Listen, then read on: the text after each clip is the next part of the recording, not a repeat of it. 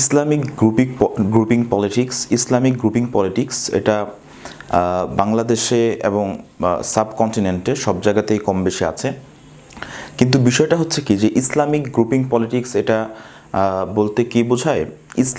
প্রথমত হচ্ছে Islamic grouping অর্থাৎ বিভিন্ন দলে বিভক্ত যে রাজনীতি আছে, ঠিক আছে, এটাকে আপনি ইসলামী রাজনৈতিক দলগুলোর কথাও এখানে বলা যেতে পারে, বা হচ্ছে আপনার বিভিন্ন অভ্যন্তরীণ যে ইসলামিক যে অমুক শায়েকের দল নিয়ে আমরা হচ্ছে থাকে না যে ভিতরগত যেই কোন্দল বা ভিতরগত যে সমস্যা সেগুলোও বলা যেতে পারে। তো বিষয়টা হচ্ছে কি যে এটা কিন্তু যুগ যুগ ধরে সব জায়গাতেই চলে আসছে। এটা এমন না যে বাংলাদেশের নতুন বা সাবকন্টিনেন্টে নতুন, প্রত্যেকটা সেক্টরেই আপনি যদি কোনো হচ্ছে একটা জেলার বা পুরো বাংলাদেশের যে আইনজীবী সমিতি আছে, পুরো বাংলাদেশের যে ডাক্তারদের যেই সংস্থা আছে, সেগুলোর দিকে আপনি যদি লক্ষ্য করেন, আপনি দেখবেন যে বিভিন্ন নির্দিষ্ট কিছু ডাক্তারদের কেন্দ্রিক তাদের আবার আলাদা গ্রুপ আছে, কিছু আইনজীবী কেন্দ্রিক তাদের আবার আলাদা গ্রুপ আছে। তো এটা থাকাটা কিন্তু অপরাধের কোনো বিষয় না, কিন্তু বিষয় হচ্ছে কি যখন একটা বেশি জিনিস এক্সট্রিম পর্যায়ে চলে যায়। ধরুন আপনি একজন ইসলামী নেতা বা বড় ভাই যাই হোক না কেন, হোয়াটএভার যাই হোক না কেন, আপনি তাকে অনুসরণ করছেন, কিন্তু তার মধ্যে কতটুকু কোয়ালিটি আছে, লাইক কোয়ালিটি মিনস কোরআন হাদিসের কোয়ালিটি অবশ্যই, এবং আপনাকে দেওয়ার মতো কতটুকু কোয়ালিটি আছে এটা কিন্তু অবশ্যই দেখতে হবে। আমি শুধুমাত্র একাডেমিক কোয়ালিটি বলছি না, বিশেষ করে অনেক সময় অনেকের দেখা যায় একাডেমিক কোয়ালিটি অনেক হাই থাকে সব দিক দিয়ে, কিন্তু তার দেওয়ার মতো সেই এবিলিটি থাকে না, সেই যোগ্যতা থাকে না। লাইক একটু সুন্দর করে দিয়ে গুছিয়ে বলবে, একটু ছেলেটা অনুপ্রাণিত হবে, ঠিক আছে, সেই কোয়ালিটি তার মধ্যে থাকে না। তো এরকম ধরনের নেতা বা এরকম ধরনের হুজুরের সান্নিধ্যে আপনি যদি যান, আপনি কিন্তু নিশ্চিত আপনার সময়টা আপনি বৃথা অপচয় করছেন। আপনার অতি সত্বর এই ধরনের মানুষ থেকে ফিরে আসা উচিত। দেখুন, ইসলাম মানে এটা না যে শুধুমাত্র আপনি মাদ্রাসা কেন্দ্রিক, আপনি মসজিদ কেন্দ্রিক। আপনি ইসলাম অনুসরণ করতে গিয়ে আপনার যদি কিছুতেই মনে হয় যে আপনি সমাজ থেকে বিচ্ছিন্ন হয়ে যাচ্ছেন, তার মানে আপনি ইসলাম অনুসরণ করছেন না, এটা স্পষ্টভাবে মাথায় রেখে নেন।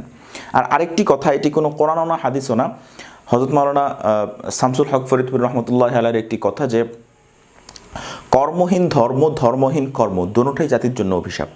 ঠিক আছে, দেখুন তিনি কিন্তু বাংলাদেশে আমি কমই বুঝি না, আলিয়া বুঝি না, যারাই যে সেক্টরে আছেন সবাই কিন্তু তাকে সম্মান করেন, ঠিক আছে, এবং তিনি একজন গ্রহণযোগ্য একজন ব্যক্তি ছিলেন। তার অনুযায়ী তিনি কাজ করে গিয়েছিলেন, এবং বাংলাদেশের আলেম ওলামারা তাকে অনেক মর্যাদা দিয়ে থাকে, আলহামদুলিল্লাহ।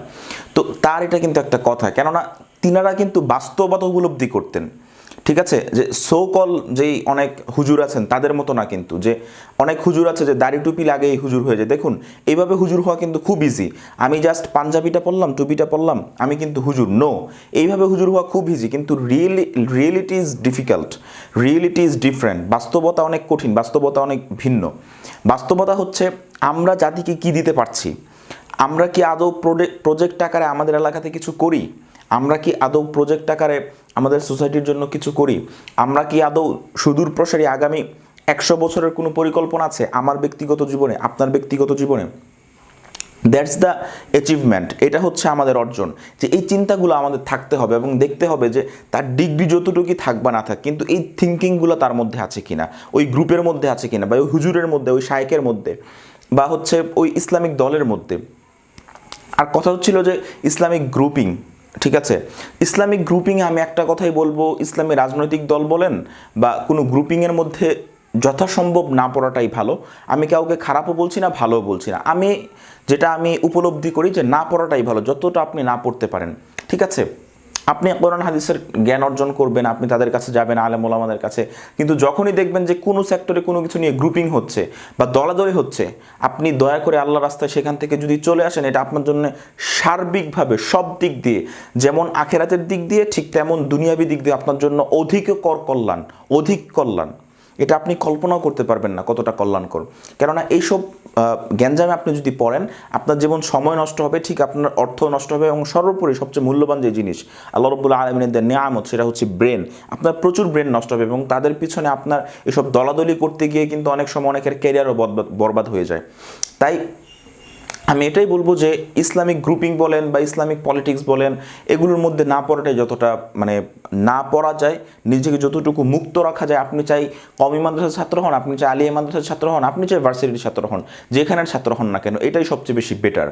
এই বেটার পজিশনে আপনি থেকে আপনি যতটুকু জাতির জন্য কাজ করতে পারেন, আপনি যতটুকু আলেম ওলামাদের জন্য কাজ করতে পারেন, আপনি যতটুকু মাদ্রাসার ছাত্রদের জন্য কাজ করতে পারেন, হ্যাঁ আপনার এবিলিটি আছে, একটা ইসলামিক দল বা তাকে আপনি একটু হেল্প করলেন, লাইক আপনার যদি পয়সা দিয়ে হেল্প করার ক্ষমতা থাকে করলেন, আপনার যদি একটা পরামর্শ দিয়ে হেল্প করার সহযোগিতা করার ক্ষমতা থাকে করলেন, আপনার যদি তাকে একটা জিনিস দিয়ে, একটা বাঁশ, একটা গাছ, একটা ডাল, একটা চাউল, কথার কথা দিয়ে আপনি সহযোগিতা করলেন, এইভাবে করেন। কিন্তু কখনোই এই ধরনের মারপেচের মধ্যে যাবেন না, যথাসাধ্য এগুলো থেকে দূরে থাকার চেষ্টা করবেন। দূরে থাকলে দেখবেন আপনার মাথাও ঠান্ডা থাকবে, আপনার মানসিকতাও ঠান্ডা থাকবে, এবং সর্বোপরি আপনি কাজ করে মজা পাবেন।